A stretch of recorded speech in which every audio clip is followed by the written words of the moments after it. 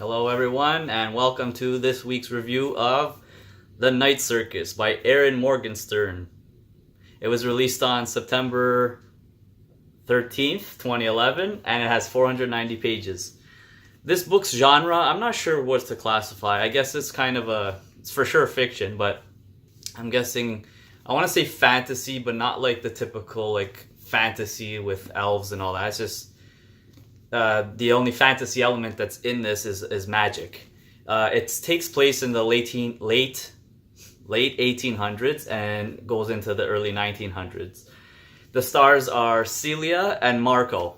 So the premise of this book is that what you're kind of revealed on the description synopsis is that there's this circus and that it shows up and at night and then just disappears and no one knows when it's coming, and if it's there you see it and if not you don't, that kind of thing.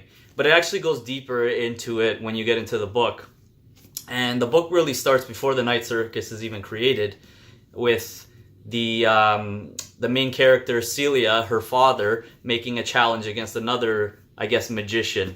This challenge is something that supposedly they've been going with each other for years.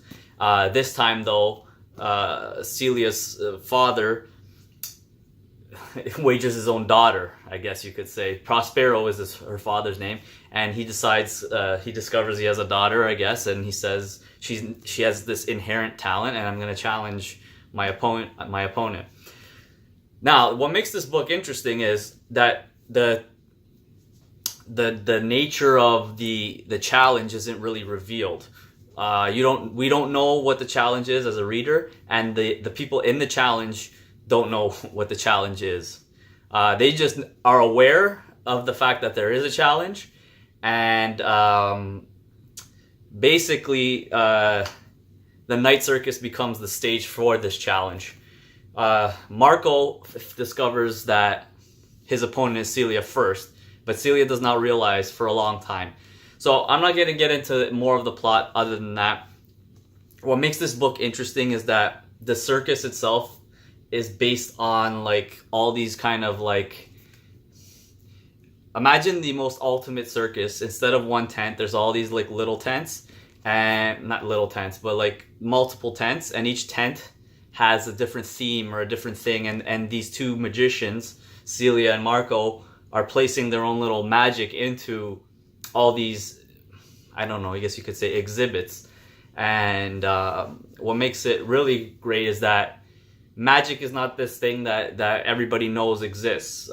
These magicians make a point to kind of mask the fact that it is real magic, and they try to like use trickery and things like that. And when they do displays, like illusionist displays, they'll kind of cover it up. But as the book progresses, all these characters that are involved in this circus are starting to catch on that something's weird, something's off. And some people are starting to go crazy. Some people are like almost like they're half in and half out, and they're like almost like the Matrix kind of concept where like they're questioning what's really going on here. And so then people start catching on, and then both these two main characters don't really want to be hurting other people or harming other people or, I don't know, ruining their lives. And they kind of try to have to figure out how to end this challenge. And but the problem is they don't really know how it ends. So without spoiling any more of the plot, that's the gist of the Night Circus. The descriptions of the circus itself are really amazing. The different characters, you get different perspectives. They bounce between locations all over the world. It's not even written in chronological order. So at some points you get the early, like late 1800s. Sometimes it jumps to the like early 1900s. Then it goes back and forth, and then they kind of converge. These two stories being told kind of converge into one another as the early timeline catches up to the later one. So yeah, check out this book. It's very interesting. I highly recommend it. That's all I have to say about that. Thanks for watching, guys.